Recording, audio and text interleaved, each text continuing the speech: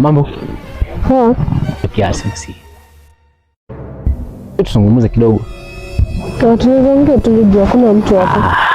Kwani matangazo tu nipige kelele? Njoo bwana, mambo ya siri kidogo, njoo. Niambie. Nakuomba mara moja bwana, njoo tuongee tafadhali. God have mercy upon us. Yaani mtoto mzuri kama yeye bwana, punguza malingo bwana, njoo.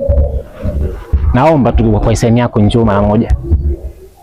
Njoo hapa ni kweli, nisije nikaanza kuongea nikapigwa mirungu. Tugeni cha important kuniambia. Njoo basi usikize, mtoto mzuri bwana. Sawa. Bila ya pesa nadhalilika.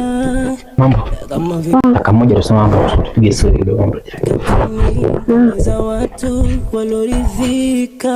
Akili ndio bahati. Samahani, unaitwa nani lakini? Naitwa Betty. Betty. Unapendeza isee.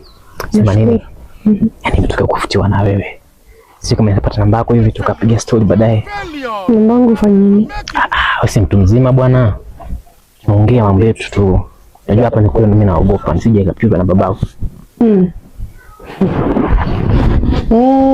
Kama ningejua ni ndio mambo nanitia hapa, hata singethubutu kuteremka, hata ningeita babangu akujadili na wewe. Nimekosea? Hebu kumbuka saa hii, hebu mambo ya mapenzi achana nayo, tafuta pesa. Kitu cha kwanza, kuna pesa? Pesa sina. Sasa ukiniangalia hivyo utanimiliki mimi bila pesa? Hebu tazama, achana na mambo ya mapenzi, kutembea huku hivi ndani kutongoza wasichana wadogo. Tafuta pesa kwanza. Mambo ya mapenzi achana nayo. Tafuta pesa, kazi umalaya tu.